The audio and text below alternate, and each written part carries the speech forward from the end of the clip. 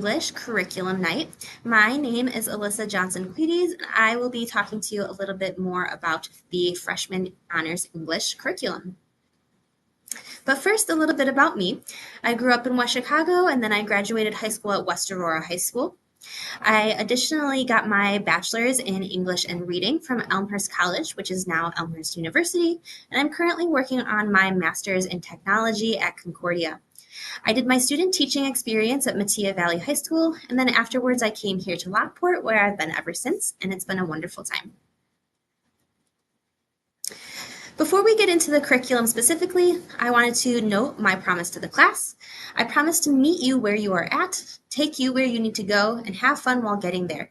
I think that sometimes with our honors curriculum, having fun can get a little bit lost in the work and the academic demands, but I want to make sure that students are still finding the time to enjoy the things that they are reading and writing. A quick overview. Our curriculum has eight major units. They consist of analytic reading fluency, sophisticated writing, and helps support students with some future-ready skills, because this class will help them as they get ready to take AP English classes as a junior and a senior. Taking a look at our units specifically, currently we are in our first unit on rhetoric and soapstone. In this unit, students will be learning about the rhetorical appeals, ethos, pathos, and logos, and then as well as the rhetorical situation, which is soapstone: speaker, occasion, audience, purpose, subject, and tone. We look at the rhetorical situation in speeches, mostly from movies and from graduation commencement speeches. By the end of this unit, students will be able to effectively identify and explain how rhetorical appeal is being used in a speech, and they will do so in a written essay.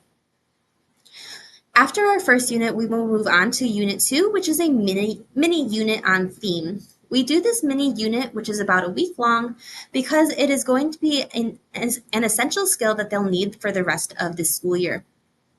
After our mini unit on theme, we'll move into our third unit, which is on Animal Farm. Animal Farm is the major text of the unit, and we will use it as we are incorporating some more essay writing skills. We will be teaching students about the argument of definition, where they will use the definitions to argue their points. After that, we move into our unit on Romeo and Juliet. We will read this play completely, and students will also be working on the theme skills that they addressed previously, and then we will also be talking about the function, doing some literary analysis here. Finally, to close out our first semester, we will finish with Unit 5 on Antigone.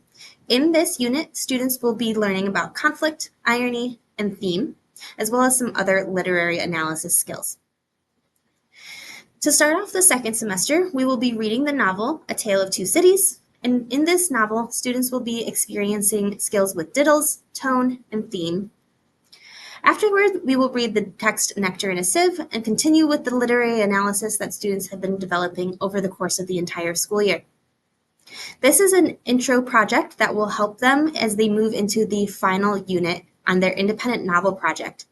Nectar in a Sieve will allow them to see how different things are coming together as we analyze a text, because they will be doing this on their own in our final unit, where students pick their own independent novel to read and create a project presentation. Last but not least, we will be doing grammar throughout the entire school year. Students will be focusing on the 4 levels of grammar analysis: parts of speech, parts of sentence, phrases, and clauses.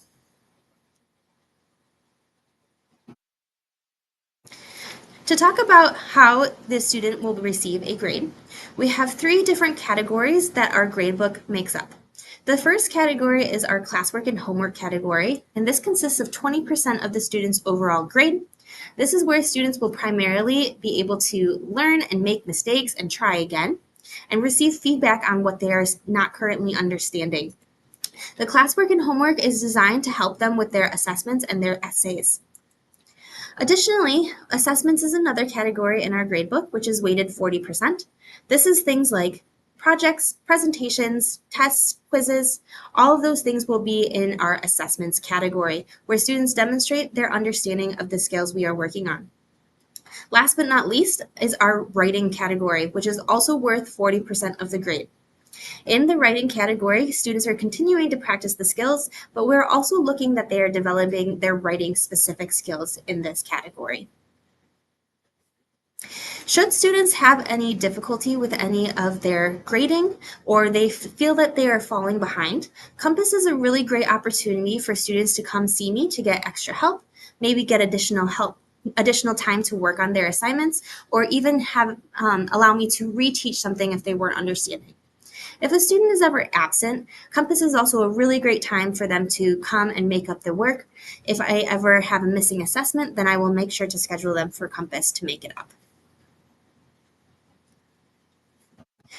And then here on this slide, I have my contact information. I would be happy to set up a phone conference with you should you have any further questions. If it's something that doesn't require immediate assistance, you can also shoot me an email. I'm usually very attentive to my email and can respond within our school hours, 7:30 to 3. Let me know if you have any questions and have a great rest of your evening. Thank you.